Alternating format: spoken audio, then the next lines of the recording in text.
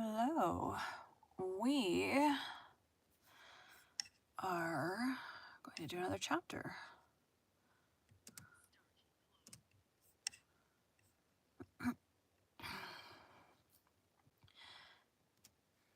Today we'll be continuing Adventures of Huckleberry Finn by Mark Twain. Chapter 7. Get up. What you 'bout? I opened my eyes and looked around, trying to make out where I was. It was after sunup and I'd been sound asleep. Pap was standing over me looking sour and sick too. He says, "What you doing with this gun?" I judged he didn't know nothing about what he had been doing, so I says, "Somebody tried to get in, so I was laying for him. Why didn't you roust me out?" "Well, I tried to, but I couldn't. I couldn't budge you." "Well, all right. Don't stand there palavering all day, but out with you and see if there's a fish on the lines for breakfast. I'll be along in a minute." He unlocked the door, and I cleared out up the riverbank. I noticed some pieces of limbs and such things floating down, and a sprinkling of bark, so I knowed the river had begun to rise. I reckoned I would have great times now if I was over at the town. The June rise used to be always luck for me, because as soon as that rise begins, here comes cordwood floating down, and pieces of log rafts, sometimes a dozen logs together, so all you have to do is catch them and sell them to the wood yards and sawmill. I went along up the bank with one eye out for Pap and the other one out for what the rise might fetch along. Well, all at once, here comes a canoe. Just a beauty, too, about 13 or 14 foot long, riding high like a duck. I shot head first off of the bank like a frog, closing all on, and struck out for the canoe. I just expected there'd be somebody laying down in it, because people often done that to fool folks, and when a chap had pulled a skiff out, most to it they'd raise up and laugh at him. But it weren't so this time. It was a drift canoe, sure enough, and I clomb in and paddled her ashore. Thinks I the old man'll be glad when he sees this. She's worth $10. But when I got to shore, Pap wasn't in sight yet. And as I was running her into a little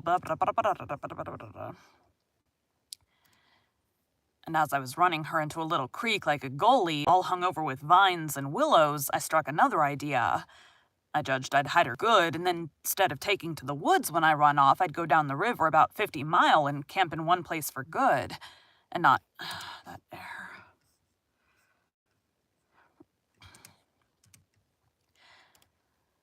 I judged I'd hide her good, and then instead of taking to the woods when I run off, I'd go down the river about 50 mile and camp in one place for good, and not have such a rough time tramping on foot. It was pretty close to the shanty, and I thought I heard the old man coming all the time, but I got her hid, and then I out and looked around a bunch of willows, and there was the old man down the path a piece just drawing a bead on a bird with his gun, so he hadn't seen anything. When he got along, I was hard at taking up a trot line. He abused me a little for being so slow, but I told him I fell in the river, and that was what made me so long. I knowed he would see I was wet, and then he'd be asking questions. We got 5 catfish off the lines and went home. While we laid off after breakfast to sleep up, both of us being about wore out, I got to thinking that if I could fix up some way to keep Pap and the widow from trying to follow me, it would be a certainer thing than trusting to luck to get far enough off before they missed me. You see, all kinds of things might happen. Well, I didn't see no way for a while, but by and by Pap raised up a minute to drink another barrel of water, and he says, "Another time a man comes a-prowling round here, you roust me. You hear? That man weren't here for no good. I'd 'a' shot him. Next time you roust me out, you hear?" Then he dropped down and went to sleep again. But what he had been saying gave me the very idea I wanted. I says to myself, I can fix it now so nobody won't think of following me. About 12 o'clock, we turned out and went along up the bank. The river was coming up pretty fast and lots of driftwood going by on the rise. By and by, along comes part of a log raft, 9 logs fast together. We went out with the skiff and towed it ashore. Then we had dinner. Anybody but Pap would have waited and seen the day through so as to catch more stuff. But that weren't Pap's style. 9 logs was enough for one time. He must shove right over to town and sell. So he locked me in and took the skiff and started off towing the raft about 3:30. I judged he wouldn't come back that night. I waited till I reckoned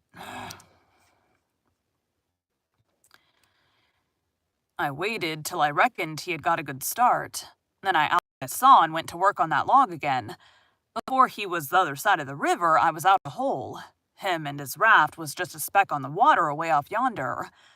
I took the sack of cornmeal and took it to where the canoe was hid and shoved the vines and branches apart and put it in.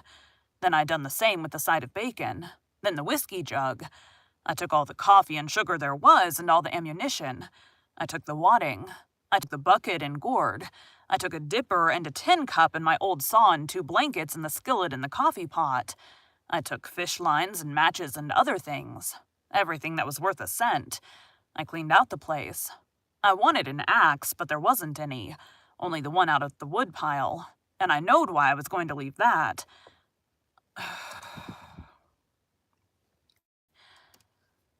I fetched out the gun, and now I was done.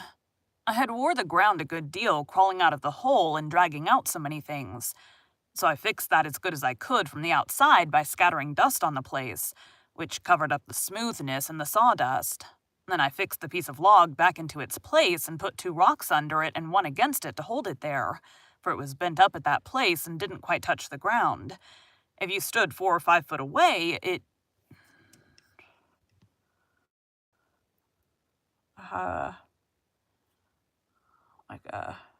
don't know what it's called. I always called them eye boogers, but it's like bothering my eye. If you stood 4 or 5 foot away and didn't know it was sawed, you wouldn't never notice it. And besides, this was the back of the cabin, and it weren't likely anybody would... And it weren't likely anybody would go fooling around there. It was all grass clear to the canoe, so I hadn't left a track. I followed around to see. I stood on the bank and looked out over the river. All safe. So I took the gun and went up a piece into the woods and was hunting around for some birds when I seen a wild pig. Hogs soon went wild in them bottoms after they'd got away from the prairie farms. I shot this fellow and took him into camp. I took the axe and smashed in the door.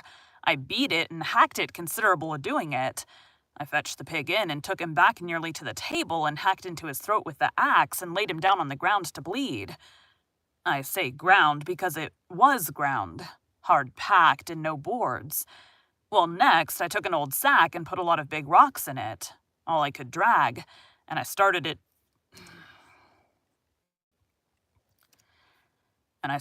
from the pig and dragged it to the door and through the woods down to the river and dumped it in, and down it sunk out of sight. You could easy see that something had been dragged over the ground. I did wish Tom Sawyer was there. I knowed he would take an interest in this kind of business and throw in the fancy touches. Nobody could spread himself like Tom Sawyer in such a thing as that. Well, last I pulled out some of my hair and blooded the axe good and stuck it on the backside and slung the axe in the corner. Then I took up the pig and held him to my breast with my jacket so he couldn't drip, till I got a good piece below the house and then dumped him into the river. Now I thought of something else.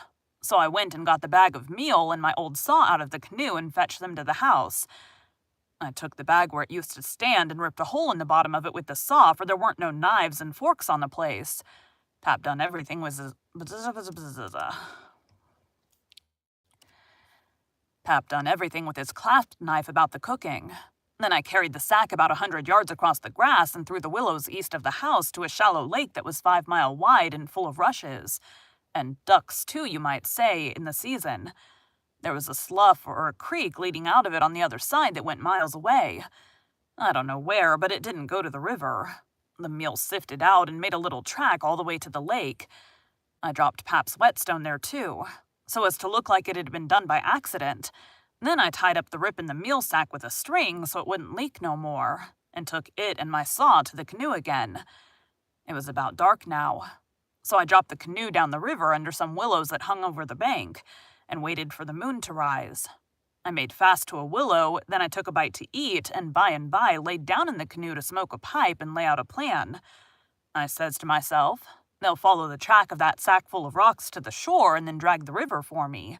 And they'll follow that meal track to the lake and go browsing down the creek that leads out of it to find the robbers that killed me and took the things. They won't ever hunt the river for anything but my dead carcass. They'll soon get tired of that and won't bother no more about me. All right? I can stop anywhere I want to. Jackson's Island is good enough for me. I know that island pretty well, and nobody ever comes there, and then I can paddle over to town nights and slink around and pick up things I want. Jackson's Island's the place. I was pretty tired, and the first thing I knowed, I was asleep. When I woke up, I didn't know where I was for a minute. I sat up and looked around a little scared. Then I remembered. The river looked miles and miles across.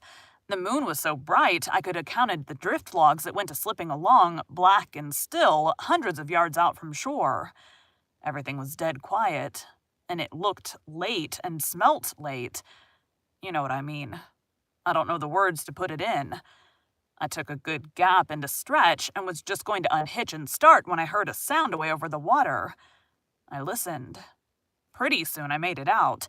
It was that dull kind of irregular sound that comes from oars working in rowlocks when it's still a night. When it's a still night.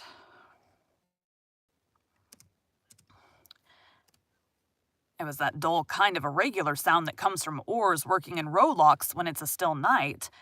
I peeped out through the willow branches, and there it was. A skiff away across the water. I couldn't tell how many was in it. It kept a-coming, and when it was abreast of me, I see there weren't but one man in it. Thinks I, maybe it's Pap, though I weren't expecting him. He dropped below me with the current, and by he came a-swinging up shore in the easy water, and he went by so close I could have reached out the gun and touched him. Well, it was Pap sure enough, and sober, too, by the way he laid his oars. I didn't lose no time. The next minute I was a-spinning downstream soft but quick in the shade of the bank. I made 2.5 miles and then struck out 1/4 mile or more towards the middle of the river, because pretty soon I'd be passing the ferry landing, and people might see me and hail me. I got out amongst the driftwood, and then laid down in the bottom of the canoe and let her float. I laid there, and had a good rest and a smoke out of my pipe looking away into the sky. Not a cloud in it. The sky looks ever so deep when you lay down on your back in the moonshine. I never knowed it before. And how far a body can hear on the water such nights. I heard people talking on the ferry landing. I heard what they said, too. Every word of it. One man said it was getting towards the long days and the short nights now. The other one said this weren't one of the short ones, he reckoned. And then they laughed. And he said it over and over again, and they laughed again. Then they waked up another fellow and told him and laughed, but he didn't laugh. He ripped out something brisk and said let him alone. The first fellow said he load to tell it to his old woman. She would think it was pretty good. But he said that weren't nothing to some things he had said in his time. I heard one man say it was nearly 3 o'clock and he hoped daylight wouldn't wait more than about a week longer. After that, the talk got further and further away, and I couldn't make out the words anymore. But I could hear the mumble, and now and then a laugh too, but it seemed a long ways off. I was away below the ferry now. I rose up, and there was Jackson's Island about 2.5 miles downstream, heavy timbered and standing out in the middle of the river, big and dark and solid, like a steamboat without any lights. There weren't any signs of the bar at the head. It was all under water now. It didn't take me long to get there. I shot past the head at a ripping rate. The current was so swift, and then I got into the dead water and landed on the side towards the Illinois shore. I run the canoe into a deep dent in the bank that I knowed about. I had to part the willow branches to get in, and when I made fast, nobody could have seen the canoe from the outside.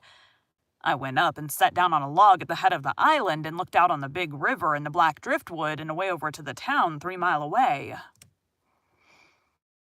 3 miles away. Where there was 3 or 4 lights twinkling. A monstrous big lumber raft was about a mile upstream, coming along down, with a lantern in the middle of it. I watched it come creeping down, and when it was most abreast of where I stood, I heard a man say, "Stern oars there! Heave her head to starboard!" I heard that just as plain as if the man was by my side. There was a little gray in the sky now, so I stepped into the woods and laid down for a nap before breakfast. Thank you for joining Bite at a Time Books today, while we read a bite of one of your favorite classics.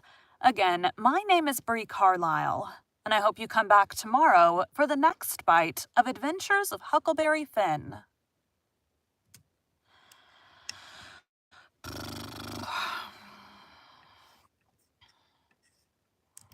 That's it.